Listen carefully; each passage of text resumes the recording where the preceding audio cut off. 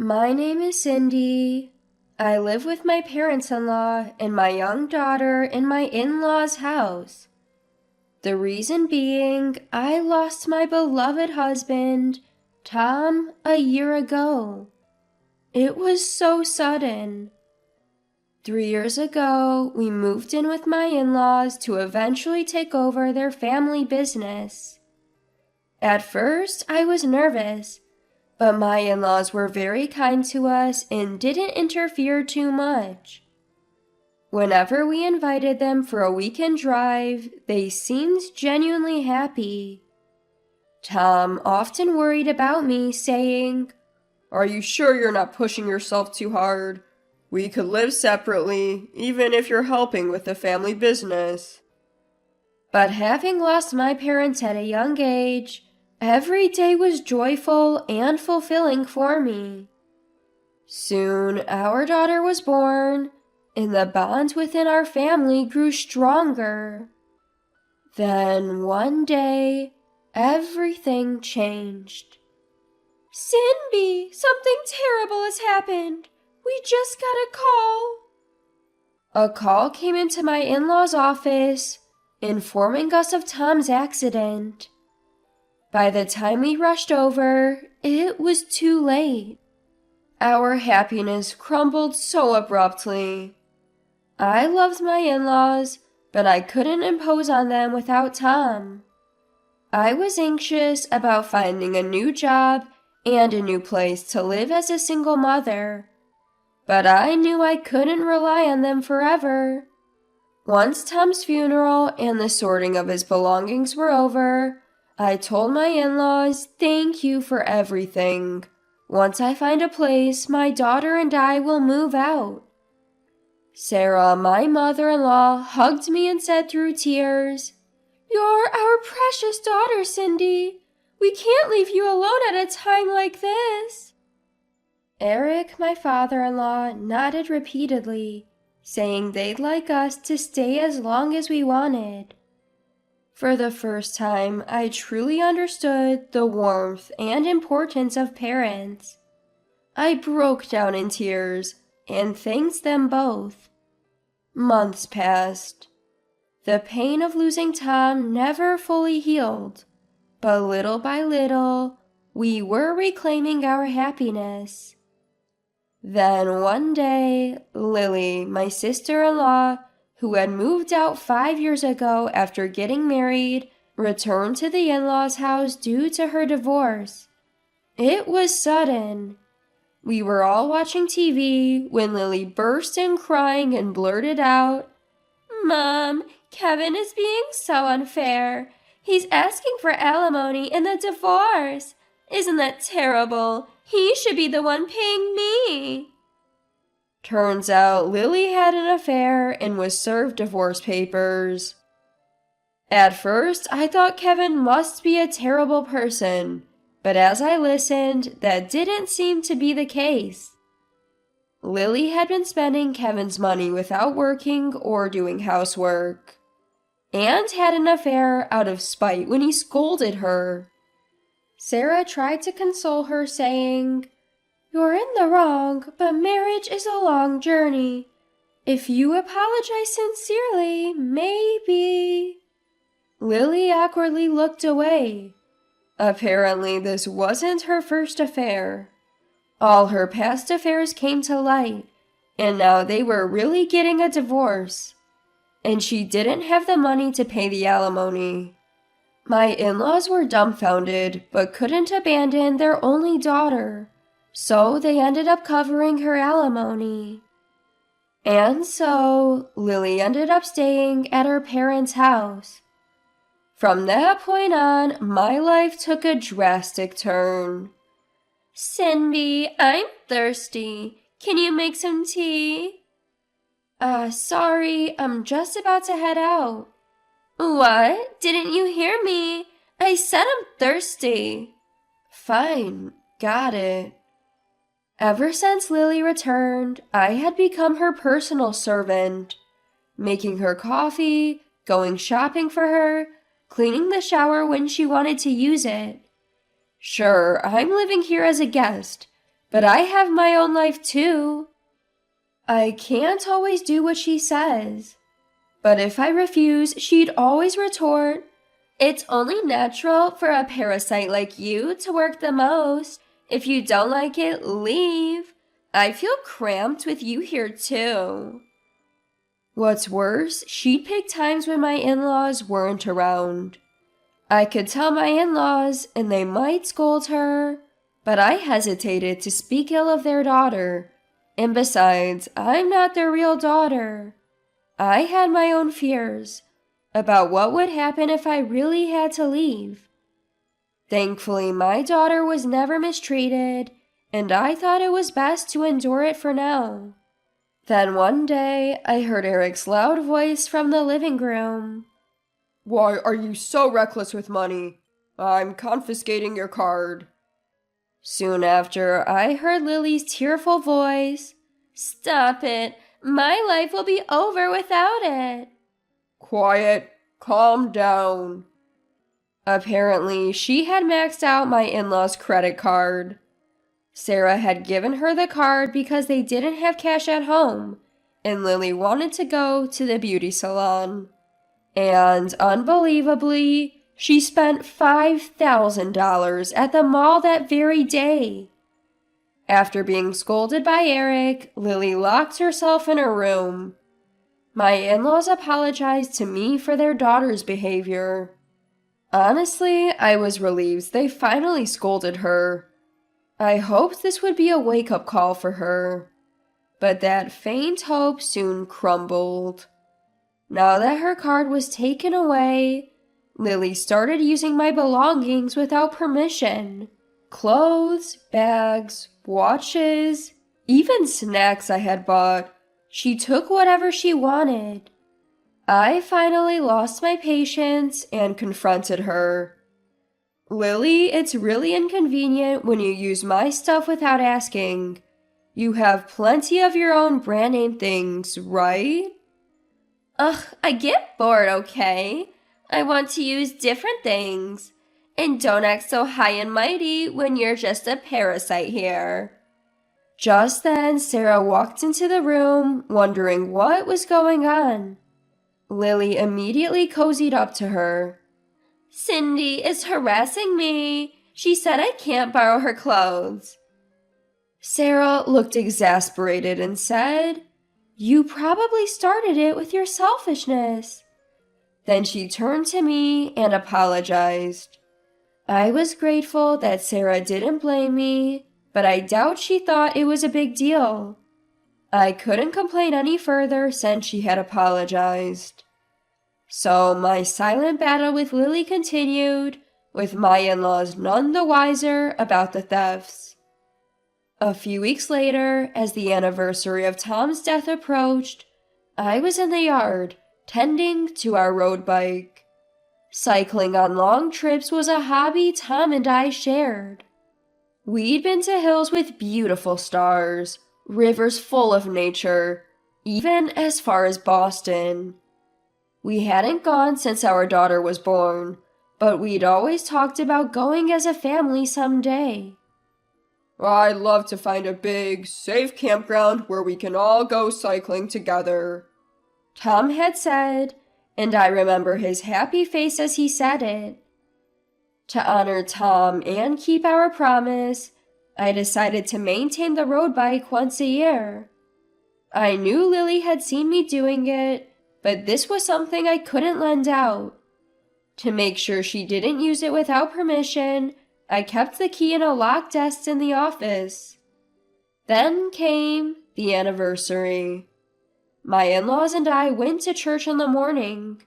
We'd invited Lily, but she claimed to have other plans. As usual, my in-laws were exasperated, but we didn't force her and went to church ourselves. I've mostly adjusted to life without Tom, but today, the sadness of that day came flooding back. My in-laws seemed to feel the same, praying at the grave with tears in their eyes. I bet he's doing well in heaven. I took care of the road bike for him, I thought as I prayed.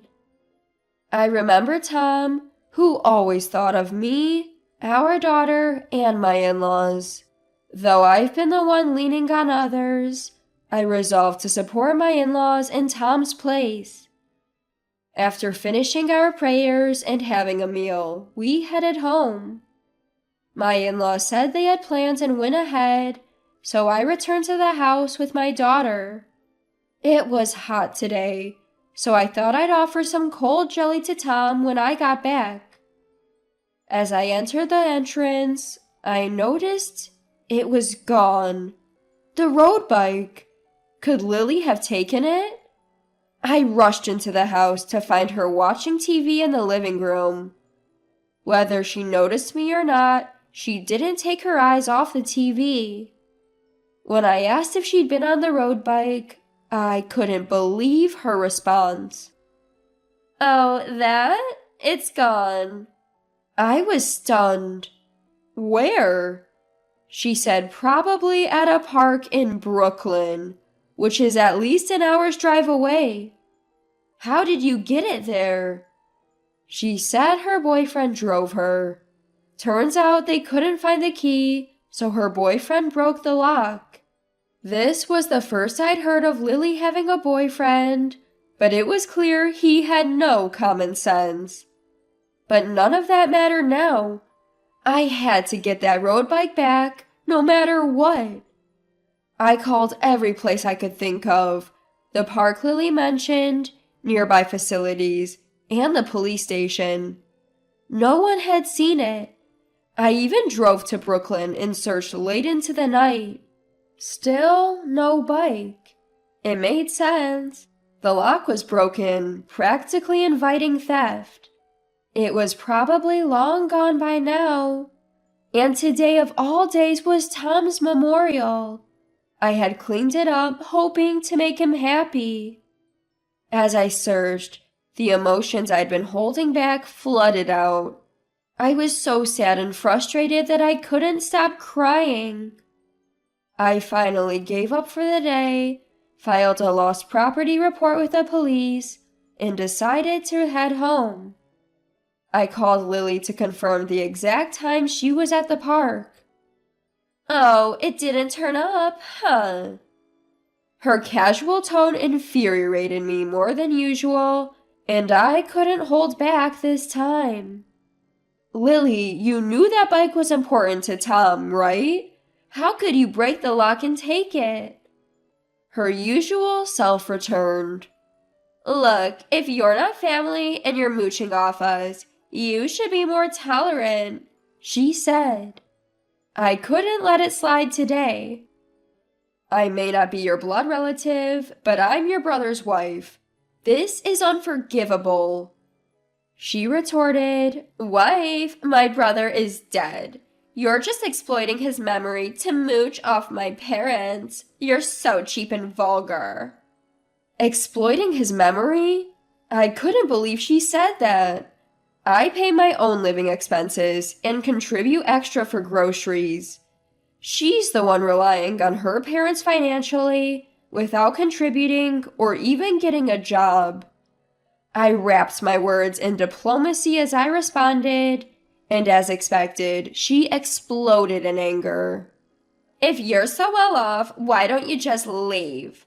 Oh, and leave my brother's inheritance behind. He was a kind man. He'd want his poor sister to have it," she said and hung up. When I got home after filing the lost property report, Lily was gone. Maybe she went out with her boyfriend. Eric approached me, looking serious. "Cindy, I'm sorry about Lily," he said. So she had talked to him. Just as I thought that, Sarah said something unbelievable. "Even if she borrowed it with your permission, she must have managed it poorly." Wait, permission? How could she lie so blatantly?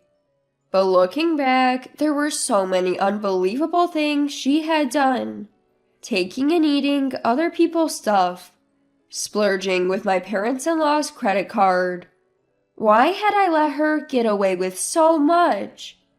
If I had been stricter, maybe the road bike wouldn't have gone missing.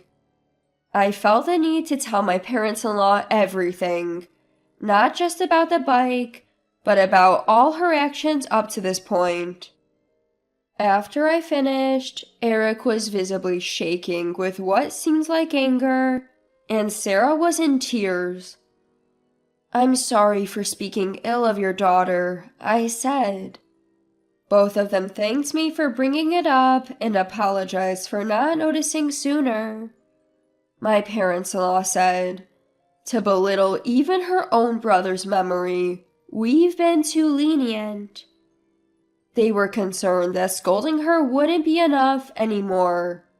Could we somehow punish her? She probably wouldn't change unless she felt some real pain, and that pain would likely have to be financial.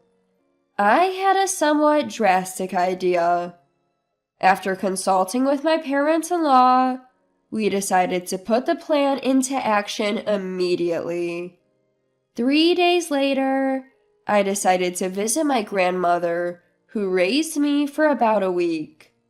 I go back once a year to show her the face of her great-grandchild. As I was leaving the house with a large suitcase, I crossed paths with Lily at the entrance. "Wow, Cindy, what's with the big luggage? Finally leaving?" I told her I'd be gone for a while and left the in-laws' house. Yes, I wouldn't be back for some time. If my hunch was correct, she would snoop around my room, and then perhaps I could reclaim a peaceful life. About a month and a half later, Lily had been in a great mood. She had been buying brand name bags, watches, and jewelry one after another, even though she wasn't working. And no one in the family questioned or asked her why. That was to be expected. Everything was going according to our plan. And if our predictions were correct, she was about to fall into a hell of her own making. About 2 weeks later, the moment finally came. Lily burst through the door and started yelling at me. "Hey, my credit card payment didn't go through. What's going on?" "What are you talking about?" she said without showing any sign of guilt. "I tried to use my brother's inheritance to pay off the credit card, and the card company called to say it didn't go through." Just as we had expected. I left the ATM card for Tom's inheritance account on the table before leaving the house. Lily, knowing I'd be away, linked her credit card to that bank account. I figured she'd do something like this, especially since she didn't know the ATM PIN and usually shopped with a credit card. "Did you use Tom's inheritance for your shopping?" Eric interjected. She usually wouldn't discuss such matters in front of my parents-in-law, but she must have been desperate. She tried to cover it up. "Well, it's family money, and I thought Cindy was okay with it." "I never said that," I firmly replied. Lily wouldn't back down. "Come on, it's just one time. Why couldn't the payment go through with all that inheritance? Did you spend it all, Cindy?" I was prepared for this. I couldn't afford to lose. I had the bank freeze the account because of the risk of theft. Good thing I did. Turns out it was theft after all. Lily retorted, "What? I just used it a little. That's not theft." I shot back. "What are you talking about? This is clear-cut theft. After all, we're strangers, not family, right?" She turned to Sarah, pleading, "Do something." But today, even Sarah wouldn't help. "Lily, this is a crime. Not just this, but everything you've done. We just didn't notice, and Cindy was forgiving. If you don't change now, you'll face worse consequences." Realizing no one would help, "I won't pay. I can't," she started chanting. "If you won't admit to the theft, we'll have to involve the police," I said, picking up my phone. Finally grasping the gravity of the situation, she turned pale and grabbed my hand. "Please, don't do that," Eric yelled at her. "Then take responsibility. What you're doing is a crime." Unable to do anything, she whispered, "Fine, I get it." And so, Lily ended up paying for the branded items she bought with multiple credit cards. She couldn't pay it all at once, so she switched to installments and is now working as an office worker. Since that incident, she stopped treating me like a servant and taking things without permission. As for me, I continue to help with my parents-in-law's family business and live peacefully. Fortunately, the family business is doing well, and we're even considering rebuilding the house. I'm glad I consulted my parents-in-law instead of holding back. After a lot of complicated twists and turns, I hope to hold on to the peace I finally grasped.